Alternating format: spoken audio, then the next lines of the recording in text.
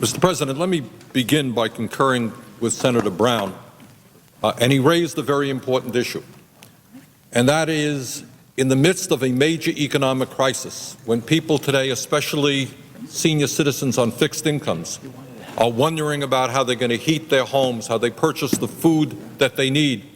I just wonder if 3 years ago we had listened to President Bush, if we had listened to John McCain, if we had listened to the Republican leadership and we had privatized Social Security, can one just begin to imagine the anxiety that would be existing all over this country in terms of senior citizens wondering what kind of retirement they would have, what kind of funding would be there for their remaining years. So thank goodness we did not follow the advice of President Bush and John McCain and the Republican leadership.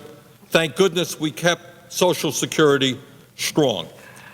Mr. President, yesterday I came to the floor to discuss the interconnection of the two great crises that are currently facing our country.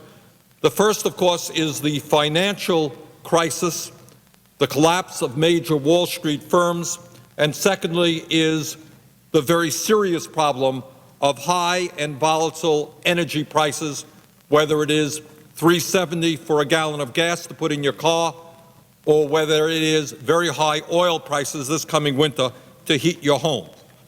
And both of these problems clearly are having a major impact on middle-income families from one end of this country to the other. Mr. President, in terms of the financial crisis, the American people are finding it harder and harder to get a mortgage or a home equity line of credit.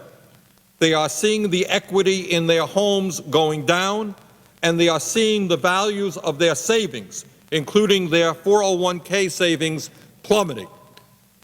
And what anxiety is existing all over this country. People have put money into their 401k, stock market is going down rapidly, and people are wondering what is going to take place for their economic future.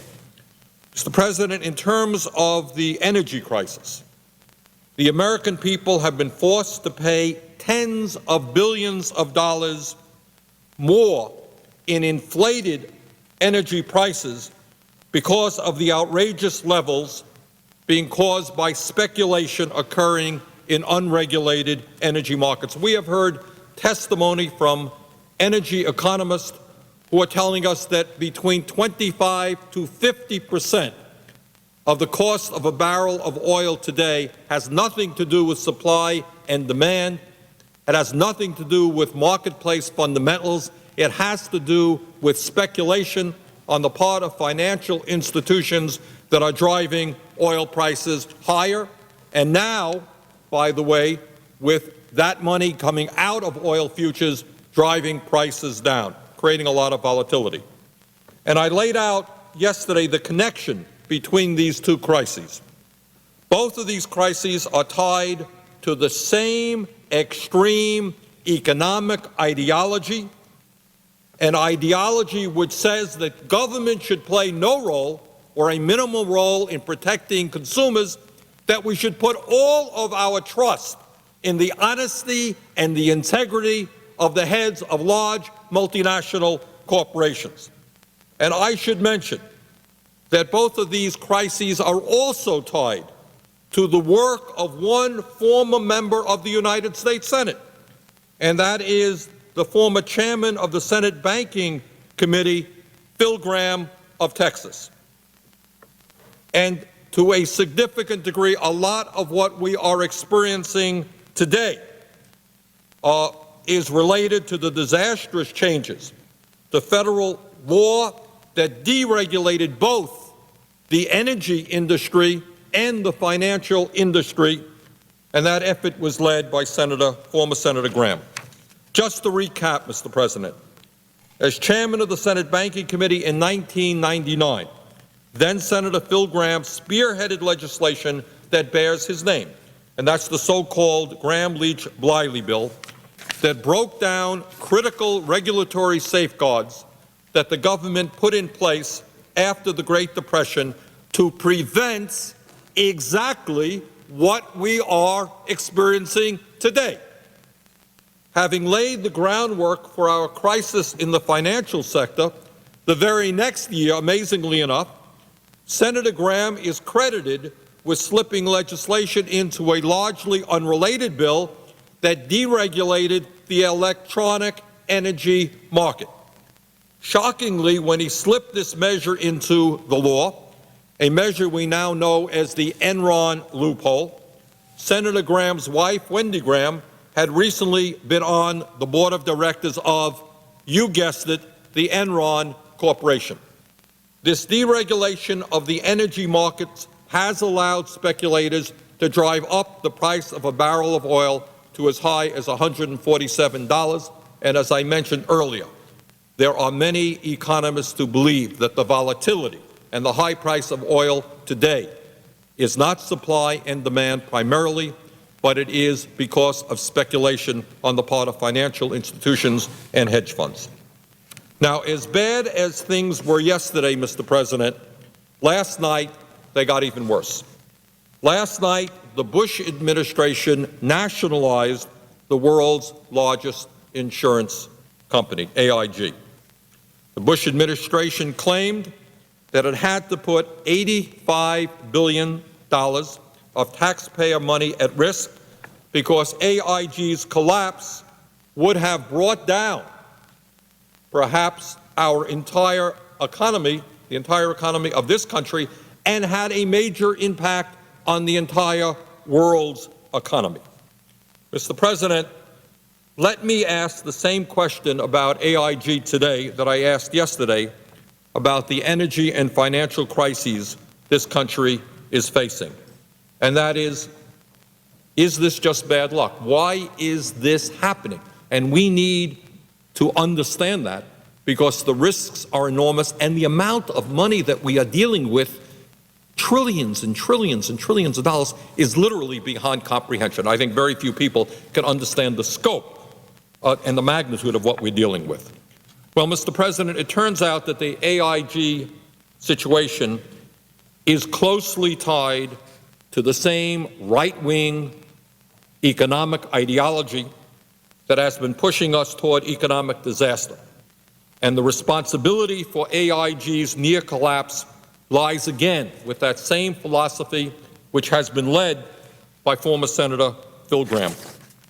Mr. President, as a very recent online article from Time magazine explains, AIG's traditional insurance business seems to be doing well. In what they have been doing for many years, they are in fact making money. But what AIG got involved in was more than the traditional insurance business.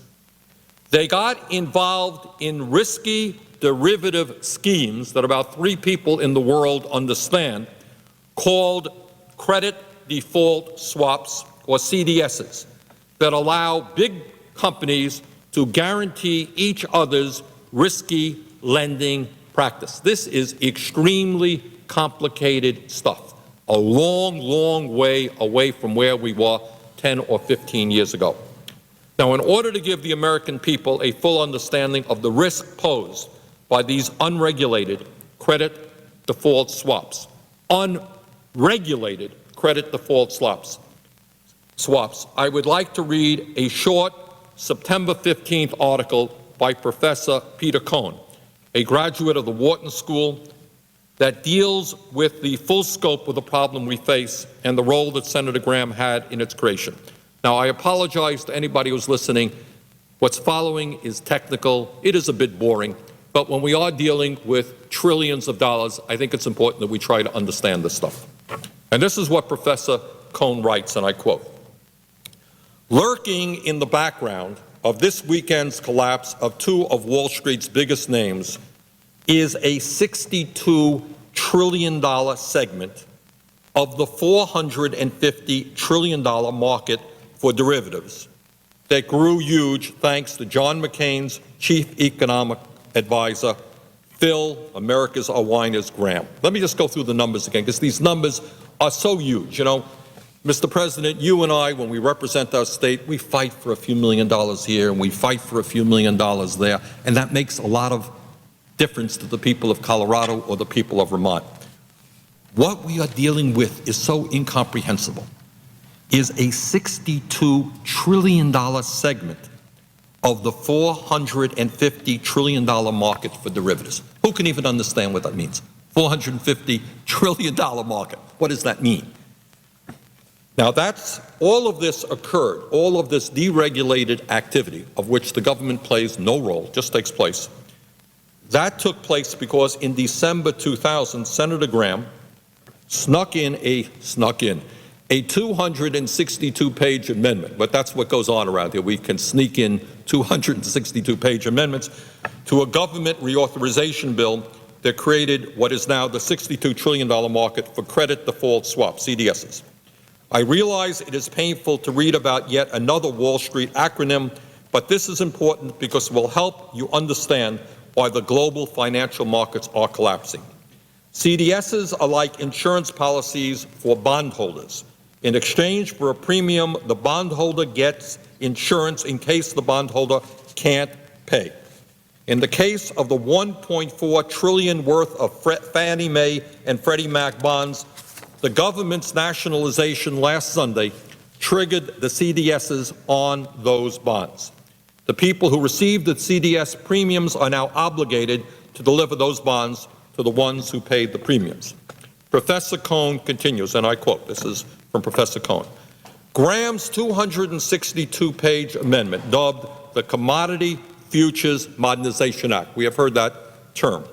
The Commodity Futures Modernization Act, according to the Texas Observer, freed financial institutions from oversight of their CDS transactions. And that's the important thing. They became deregulated.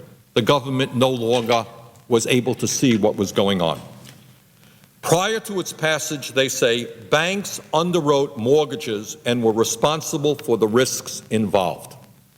You went to a bank, you got a mortgage, the bank took responsibility, they lost money, they made money. That was the transaction. Now, through the use of CDSs, which in theory insure the banks against bad debts, those risks are passed along to insurance companies and other investors. And that was in the Texas Observer, still in Professor Cohn's article. Now, how does this relate to Lehman's bankruptcy? CDSs were a key factor in encouraging lenders to feel they could make loans without knowing the risks or whether the loan would be paid back. Now, when you and I were younger, Mr. President, banks knew the people they made loans to. They didn't give a loan to somebody they knew would not be able to pay it back. But that is no longer the case.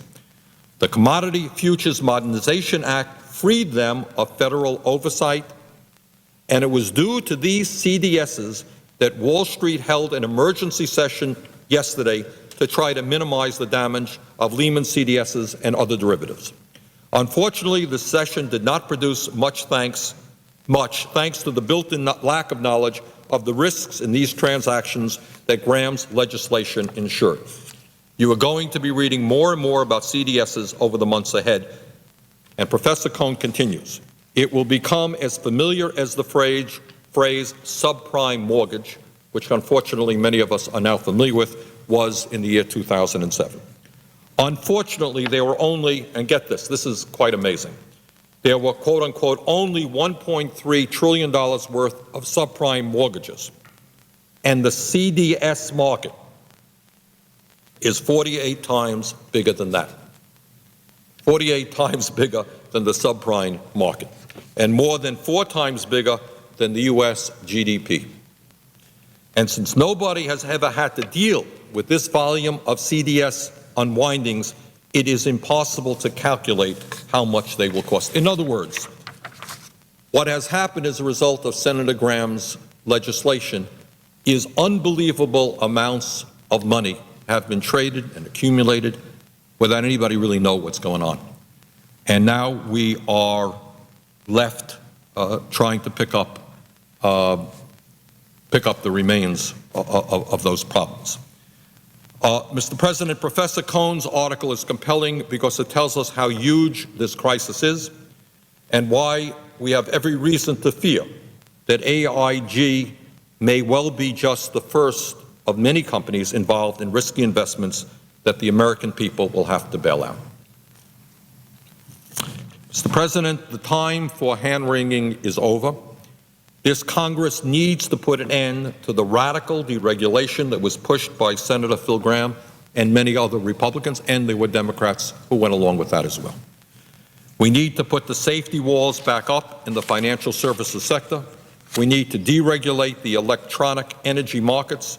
We need to end the use of unregulated credit default swaps.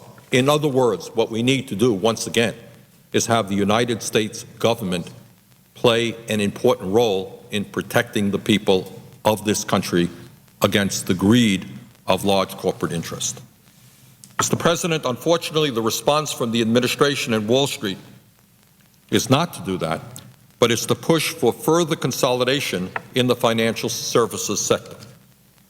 And here's just an amazing thing. I mean, the argument that we're hearing over again is AIG was too big to fail, and what we are now creating are institutions that are even larger than AIG, and 10 years from now, when these institutions are threatened with collapse, there will be people coming up and say, oh my goodness, we just can't allow those to fail. We have got to bail them out as well. Mr. President, this country can no longer afford companies that are too big to fail. If a company is so large that its failure would cause systemic harm to our economy, if it is too big to fail, then it is too big to exist. If it is too big to fail, it is too big to exist. We need, as a Congress, to assess which companies fall in this category. Bank of America is certainly one of them, and those companies need to be broken apart. We cannot have companies so huge that if they go under, they take the world economy with them. Then, once we break them up, if a company wants to act in a risky manner, if they want to take risks in order to make some quick bucks, that's okay. That's okay. If they want to do risk, and they want to lose money, that's okay. The American people should not have to, and would not under those circumstances, be left to pick up the pieces. Finally, in terms of dealing with this unfolding disaster, we need to make sure that working Americans, the middle class, do not foot the bill. If the economic calamity requires a federal bailout, it should be paid for by those people who actually benefited from the reckless behavior of people empowered by the extreme economic views of Senator Gramm, President Bush, and Senator McCain, and many others. In other words, the point that I am making here is that in the last 10 years, many of these people have made billions and billions of dollars. It is unfair to simply ask the middle class, working families, who are trying to figure out how they're going to pay their fuel bills, how they're going to send their kids to college, to bail out these large institutions from which many people made huge amounts of profits. Mr. President, we don't talk about this too often, but today the wealthiest 1/10 of 1% earns more income than the bottom 50%. The top 1% owns more wealth than the bottom 90%. And the wealthiest 400 Americans in this country have not only seen their incomes double, their net worth has increased by $640 billion since George W. Bush has been in office. Can you believe that? 400 families, 400 people, less than the United States Congress, have seen a $640 billion increase in their wealth since President Bush has been in office. And amazingly, these 400 families are now worth over $1.5 trillion. 400 families. On average, they earn over $214 million a year. Now, as a result of President Bush's policies, amazingly enough, their tax rates have been cut almost in half to only 18% on average. Amazingly, the wealthiest 400 Americans pay a lower tax rate than most police officers, teachers, firefighters, and nurses. So if you are one of the very, very wealthiest people in this country, if you are earning $214 million a year on average, you pay a lower tax rate than somebody who is a police officer, a teacher, a firefighter, or a nurse. Now, that may make sense to somebody. It does not make sense to me. And what does it say about us as a nation when the middle class pays a greater percentage of their income in taxes than the wealthiest 400 Americans in this country? Mr. President, it is this very small segment of our population who has made out like bandits, and frankly, some of them are bandits, during the Bush administration. We have got to recognize that when we talk about who is going to pay for the bailouts. In my view, we need an emergency surtax on those at the very top in order to pay for any losses the federal government suffers as a result of efforts to shore up the economy. It should not be hardworking people who are trying to figure out how they're going to keep their families economically above water, people who are working longer hours for low wages, people who have lost their health care, people who can't afford to pay their fuel bills this winter. Those are not the people who should be asked to pay for this bailout. And if there is a bailout that has to be paid for, it should be the people, the segment of society which has benefited from Bush's economic and tax policies over the last 8 years. Mr. President, before I complete my remarks, I'd like to step back for a minute and examine this current crisis in the context of who our government represents. What does it say about an administration that is prepared to put $85 billion at risk to bail out AIG, but that fights tooth and nail against dealing with the economic crises facing working families in this country?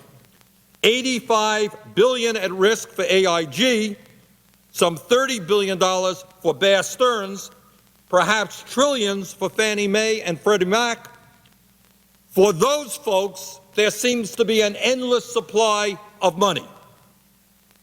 Don't the American people deserve a government that views their economic needs as being as important as the health of large corporations and Wall Street executives? Since President Bush has been in office, nearly 6 million Americans has slipped out of the middle class and into poverty. What was the administration's response? Was there a bailout for those people who lost good-paying jobs and are now working for significantly lower wages? Did President Bush come up and say, we have got to protect those kids in a society which has the highest rate of childhood poverty of any major country? Were we going to bail out those families? I didn't hear that from the White House. Mr. President, over 7 million Americans have lost their health insurance. More than 4 million Americans have lost their pensions. Over 3 million manufacturing jobs have been lost. Total consumer debt has more than doubled since President Bush has been in office. Median income for working-age Americans has gone down by over $2,000 after inflation. Where has the Bush administration been in bailing out those families? Where has the Bush administration been in saying we are going to provide health care to all Americans? I didn't hear them come forward. But when it is AIG, when it's Bear Stearns, my goodness, how quickly they respond. If you're a CEO of a large insurance company, they are there for you. But if you're a working mother whose kid does not have any health insurance, I'm sorry, we can't afford to take care of you. Mr. President, I can go on and on about the priorities established by this administration, but the American people should know that this president wanted to cut emergency food assistance for nearly 500,000 seniors, mothers and children.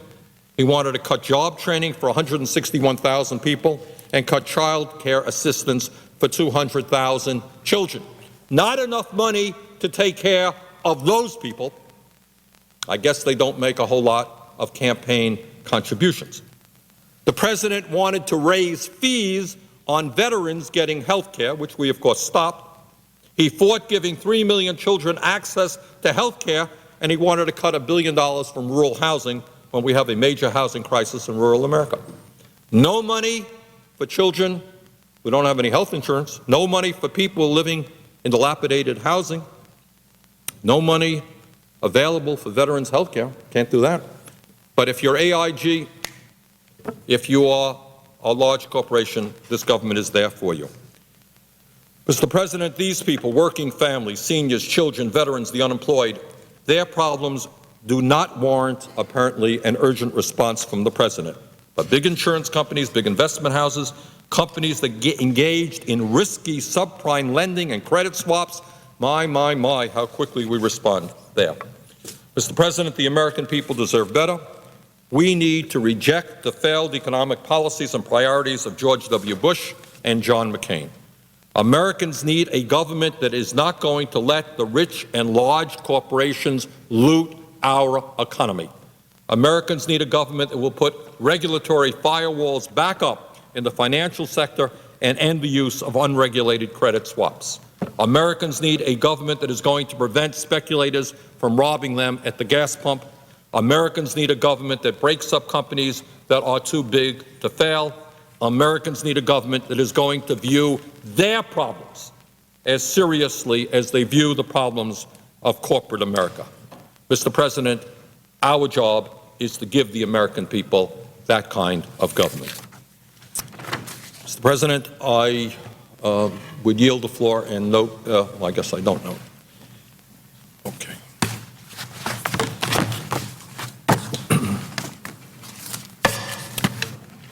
Mr. President, I ask unanimous consent that the Senate proceed to the immediate consideration of H.R. 6889, which was received from the House. The clerk will report. H.R. 6889, an act to extend